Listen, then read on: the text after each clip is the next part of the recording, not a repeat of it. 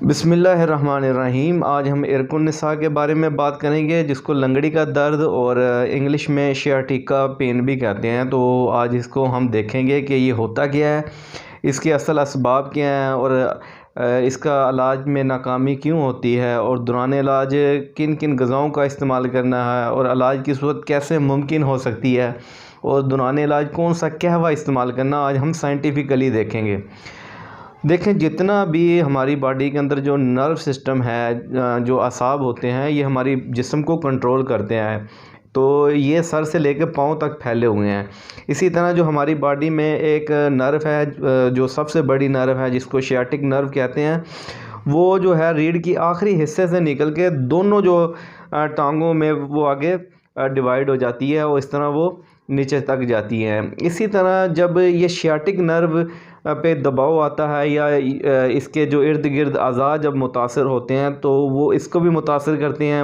ایسی صورت کے اندر اس کے اوپر دباؤ بڑھتا ہے، تو جس کی وجہ سے یہ شدید پین کرنے لگ جاتی ہے، اور اس کی وجہ سے جو خاص کر کمر کا نچلا حصہ ہے اور کولے والی ہڈی میں شدید درد ہوتا ہے۔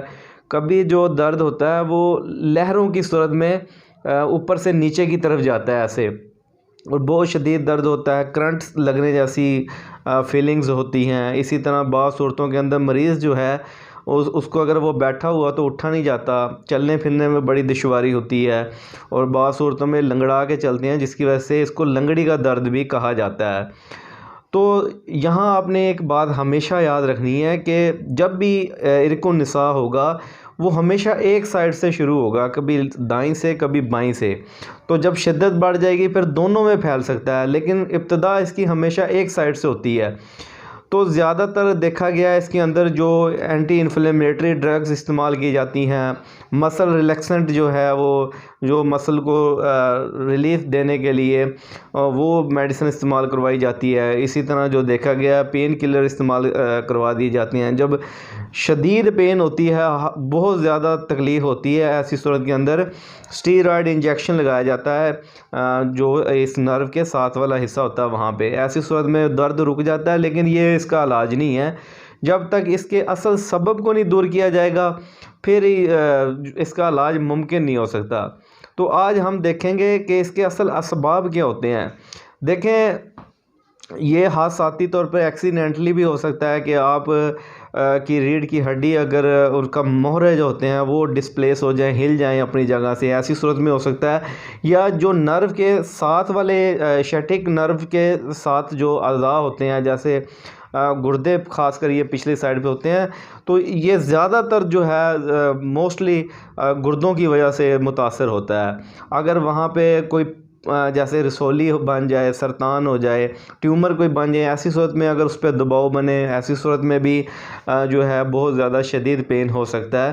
لیکن عام صورتوں کے اندر جب دیکھا گیا ہے کہ سب سے زیادہ جو متاثر ہوا ہے اس کے اندر گردوں کی وجہ سے ہے، کیونکہ گردوں کے اندر جب سوزش ہوتی ہے یا گردوں میں گیسز رکتی ہیں، تو اس کی وجہ سے لہر کی صورت کے اندر جو ہے درد ہونا شروع ہو جاتا ہے۔ تو دیکھیں، جب بھی یہ درد ہو، آپ نے ہمیشہ دو باتیں یاد رکھنی ہیں، کیونکہ اس کی بھی دو اقسام ہوتی ہیں، دایاں عرق النساء اور بایاں عرق النساء۔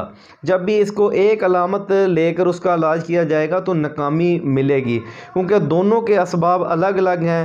تو ایسی صورت کے اندر وہ ایک علامت سمجھ کے علاج اس کو نہ کیا جائے۔ آج ہم بات کریں گے دائیں عرق النساء کے بارے میں، یعنی کہ رائٹ شیاٹک کے بارے میں۔ تو جب بھی اس میں پین ہوتا ہے، یہ کیوں ہوتا ہے؟ طب میں اس کو کہتے ہیں کہ انتہائی خشکی گرمی، یعنی کہ سوداوی مادہ جب بڑھ جاتا ہے، بواسیری مادہ بڑھ جاتا ہے، زیادہ ایسیڈک جو لوگ غذا استعمال کرتے ہیں، اس کی وجہ سے گردوں میں سوزش اور گیسز رک جاتی ہے، جس کی وجہ سے اس میں شدید پین ہوتا ہے۔ تو یہ کن لوگوں کو یہ ہوا کرتا ہے؟ ایسے لوگ جو زیادہ ایسیڈک غذا استعمال کرتے ہیں، جیسے صبح کے ناشتے میں نے دیکھا ہے پراٹھا، انڈا اور چائے جو ہے وہ ریگولر استعمال کرتے ہیں، بازاری چنے کا استعمال کرتے ہیں، اور دوپہر کو جو ہے پیاز کا استعمال کرتے ہیں۔ اسی طرح دیکھا گیا ہے کہ دہی جو ہے ریگولر ناشتہ میں استعمال کی جاتی ہے، اچار استعمال کرتے ہیں، سرکہ استعمال کرتے ہیں، کھٹے جو ہے جوسز استعمال کرتے ہیں۔ یا سادہ فارمولہ یہ ہے کہ جس چیز کے اندر ترچھی کھٹاس پائی جائے گی وہ تیزابیت کو بڑھائے گی، ایسڈ جو ہے اسی صورت میں بڑھ جائے گا۔ اور بعض لوگ جو ہیں وہ جو ہے فاسٹ فوڈ کا بہت زیادہ استعمال کرتے ہیں، خاص کر پیزا، شاورما وغیرہ کا، اور اسی طرح برائلر چکن کا استعمال کرتے ہیں، بڑا گوشت جو ہے گائے کا گوشت اس کا ریگولر استعمال کرتے ہیں۔ تو ایسی صورت کے اندر جو دائیں سائڈ ہوتی ہے وہ بہت زیادہ متاثر ہوتی ہے۔ تو اصول علاج کو ہمیشہ یاد رکھیں، یہاں پہ جو میں نے یہ غذا بتائی یہ بالکل بند کر دی جائے، کیونکہ یہ ایک ایسڈک مسئلہ ہے، تیزابیت والا، خشکی والا مسئلہ ہے۔ اور خشکی جو ہوتی ہے وہ ہمیشہ سردی سے بڑھتی ہے، جیسے سردیاں آتی ہیں سکن ڈرائی ہونا شروع ہو جاتی ہے، ہونٹ اور ایڑیاں پھٹ جاتی ہیں، لیکن جیسے گرمی آتی ہے خشکی جو ہے وہ آٹومیٹکلی ختم ہو جاتی ہے۔ تو یہاں پہ سرد غذا بھی بالکل بند کر دی جائے، خاص کر جس میں لیس پائی جائے، جیسے چاول ہو گئے، اسی طرح دال ماش ہوگی، اور اسی طرح جو ہے کولڈ ڈرنکس کا استعمال نہ کیا جائے، اسی طرح جو ہے ٹھنڈے بازاری جوسز، ملک شیک، دودھ اور دودھ کی بنی چیزیں جیسے بیکری اور ڈیری کا سامان، تو اس کے اندر یہ بالکل بند کر دیا جائے اور گرم تر غذا شروع کی جائے۔ کیونکہ یہاں پہ اس بات سے مت پریشان ہو کہ گرم جو غذا ہوتی ہے وہ آپ کے جگر کو متاثر کر سکتی ہے، ایسا ہرگز نہیں ہے۔ یہ جو ایسڈک مادے ہوتے ہیں گرم تر کے اندر، یہ طب میں ایسی غذا اور ادویات ہوتی ہیں جو رکے ہوئے جو مادے ہوتے ہیں، فاسد مادے ہوتے ہیں، ان کا بذریعہ پیشاب اور پخانہ اخراج کروا دیتے ہیں۔ تو انشاءاللہ یہ جو ایسڈ ہے یہ بذریعہ پیشاب اخراج ہو جائے گا اور جو یہ مسئلہ ٹھیک ہو جائے گا۔ ایسی صورت میں آپ نے جتنی گرم تر غذا ہے جیسے میتھی، اسی طرح جو ہے چونگیں، اسی طرح سیاہ چنے، اور اگر گوشت پسند کرتے ہیں دیسی مرغی اور بکرے کا گوشت استعمال کریں، اور تمام ڈرائی فروٹس کا استعمال ہو سکتا ہے۔ ایک قہوہ میں آپ کو بتا دیتا ہوں، آپ نے اجوائن لینی ہے چمچ کا چوتھائی حصہ، جنگلی پودینہ آدھی چمچ لے لیں، اور تیز پات کے پتے 1 سے 2 عدد۔